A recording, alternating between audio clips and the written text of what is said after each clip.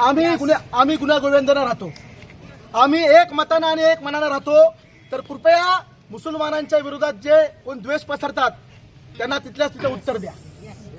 अरे इथं मुस्लिम, ही आमची मुस्लिम आई इथं उभी आहे, मुस्लिम आमची भगिनी उभी आहे.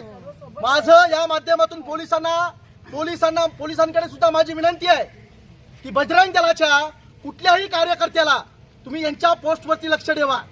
हे जातीय तेढ निर्माण करायचा प्रयत्न करतात.